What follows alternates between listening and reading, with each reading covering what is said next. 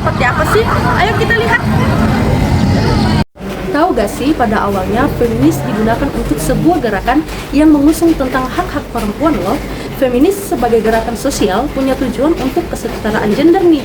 Gender sendiri tidak selalu tentang jenis kelamin, melainkan juga berbicara tentang peran, identitas, dan ekspresi. Namun sayangnya peran laki-laki yang dinilai lebih mendominasi daripada perempuan membuat stigma tersebut berkembang di masyarakat dan cenderung merugikan perempuan. Nah, disinilah feminis hadir untuk mengubahnya. Gerakan feminis di sini bukan soal persaingan, melainkan kolaborasi. Juga sebuah cita-cita di mana laki-laki dan perempuan punya peran dan kebebasan berekspresi yang sama untuk tujuan yang lebih baik. Sejarah singkat teologi feminis yaitu sebuah pendekatan dalam studi teologi yang mempertanyakan dan merekonstruksi pemahaman tentang Tuhan, teks suci, tradisi, dan praktik keagamaan dari perspektif feminis.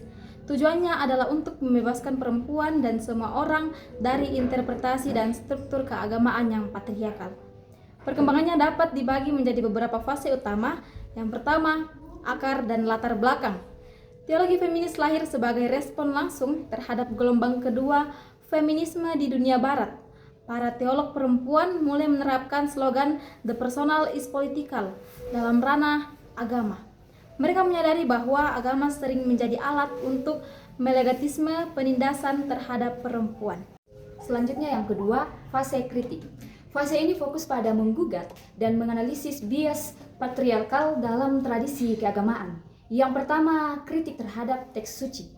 Mereka meneliti kembali kitab suci, Alkitab, dan tradisi untuk mengungkapkan cerita-cerita perempuan yang diabaikan, seperti Miriam dan Deborah. Mengkritik bagian-bagian yang dipandang misoginis, misalnya cerita tentang perempuan sebagai penyebab dosa asal. Yang kedua, kritik terhadap institusi gereja.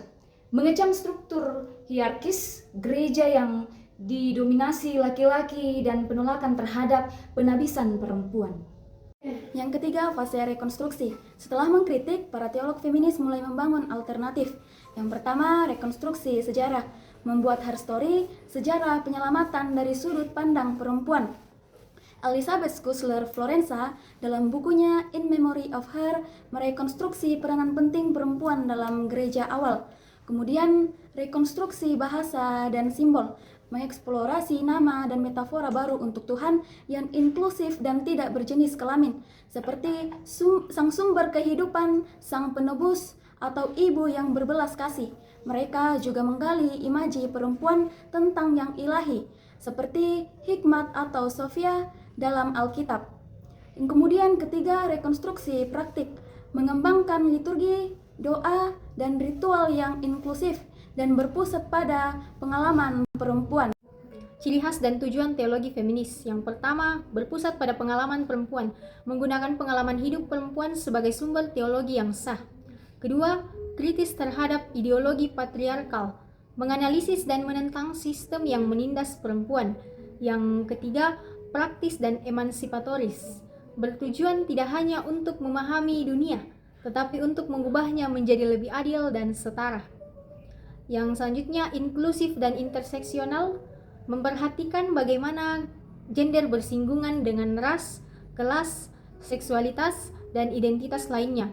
Secara ringkas, sejarah teologi feminis adalah perjalanan dari mengkritik tradisi agama yang patriarkal menuju merekonstruksi pemahaman yang lebih inklusif, dan akhirnya memperluas wacana untuk memasukkan lebih banyak suara dan pengalaman yang beragam. Sekian penjelasan singkat dari kelompok kami mengenai teologi feminis.